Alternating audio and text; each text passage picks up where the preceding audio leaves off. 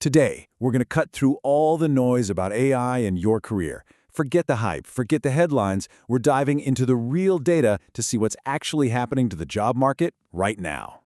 Okay, so let's just get right to it. The one question that's on everybody's mind is some shiny new algorithm about to make your skills, your experience, your entire career totally obsolete. It's a huge question, and for good reason. Well, what if I told you that the real answer, or at least the beginning of it, is hiding inside a single chart from a pretty groundbreaking study, and the story it tells is way more nuanced and, frankly, a whole lot more interesting than just the robots are taking over. And this brings us to our first really crucial idea, what's called the AI deployment gap. This is all about the massive difference between what AI can theoretically do and what companies are actually using it for in the real world. So researchers at Anthropic did something pretty brilliant. Instead of just testing AI in a lab, they went out and measured its actual use in real professional workflows.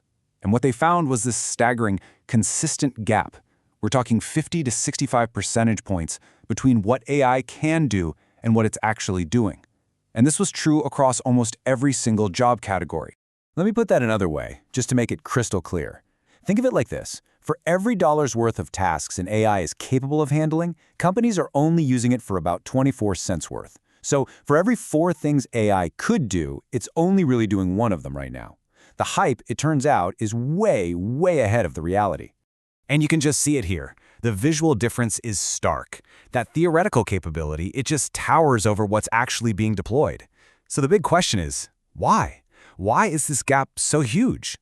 Well, what's really interesting is that this slowdown has almost nothing to do with the technology itself. It's all about the messy, complicated reality of actually running a business. Integrating AI is super expensive. You've got all these liability and compliance hurdles. You still need a human to verify high-stakes decisions. And frankly, big companies are just slow to change. But here's the crucial point, the real canary in the coal mine. The correlation between the jobs AI can impact the most and where it's actually being deployed is nearly perfect. It's 0.92. So what does that mean? It means that even though the gap is big today, the industries that are most vulnerable to AI are exactly where companies are pushing the hardest to adopt it. This is a huge signal of what's coming next. So the big picture shows this slow, complicated rollout. But if you zoom in, that high-level view is hiding a much more painful story. That powerful correlation we just talked about, it's already creating what some economists are now calling the youth hiring crisis. Data from Stanford and EDP payrolls shows this really stark divide.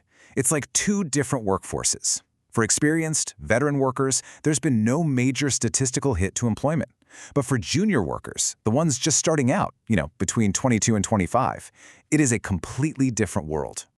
A 16% drop, yeah. Since late 2022, employment for young professionals in jobs heavily exposed to AI has just plummeted. And if you look at junior software developers, that number is even worse. It's closer to a 20% decline. So this isn't some problem for the future, it is happening right now. So what on earth is going on here? Well, it's something called the training paradox. See, AI is best at those routine, well-documented tasks, writing basic code, drafting simple reports, first-level support stuff. But those have always been the first rung on the career ladder. It's how we train the next generation of experts. So by automating the entry level, we might be breaking the entire talent pipeline for the future. This whole training paradox idea leads us to a really critical distinction, the difference between automation and augmentation. Because how a company chooses to use AI is what ultimately decides whether that first rung of the ladder just disappears, or if it simply changes shape. So on one path, you have automation. That's when AI is used to directly replace human input. And that's what's strongly linked to those declining junior jobs. But then you have augmentation.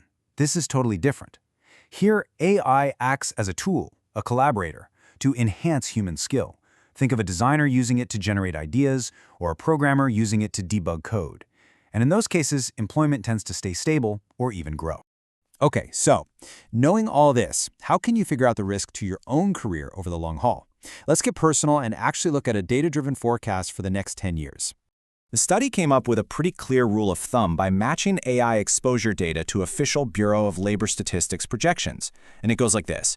For every 10% increase in a job's exposure to AI, its projected 10-year growth drops by 0.6%. It's a direct, measurable relationship. And you can see exactly how this plays out in the real world. Let's take computer programmers. They have about a 75% exposure to current AI tools. And guess what? Their projected job growth over the next 10 years is pretty much zero. Same story for data entry. The more a job's core tasks can be done by AI, the dimmer its future growth prospects are. Okay, now this is where the story takes a really counterintuitive turn. Because unlike past waves of automation, the ones that hit factory floors and focused on manual labor, this wave is targeting a very, very different kind of worker. The people whose jobs are most exposed to AI right now, they're actually 47% more likely to be high earners. And get this, they are nearly 4 times more likely to hold a graduate degree. So that old idea that more education is your automatic shield against automation, this data suggests that's just not true anymore. For the first time, it might even be the opposite. So if highly educated professionals are the new at-risk profile, then who isn't? Let's flip this around and look at the other side of the economy, the jobs that so far have literally zero exposure to AI. And we're not talking about a small number here. A full 30% of the U.S. workforce has had no observed AI integration at all. These are the jobs that operate almost entirely in the physical, non-digital world. So who are we talking about? Well, they're electricians, chefs, mechanics, lifeguards, personal trainers. The common thread here is work that requires a physical presence and real-time sensory judgment. It's all built on what's called tacit knowledge. Those skills you learn by doing, that you can't just write down in a textbook or code into an algorithm. So when you boil it all down, the real takeaway is that this isn't a simple battle of humans versus machines. The far more important question, the one we all need to be asking about our own careers, is this: am I on a path to be augmented by AI or automated by it? Because all the data shows that's the distinction that is going to define the future of work.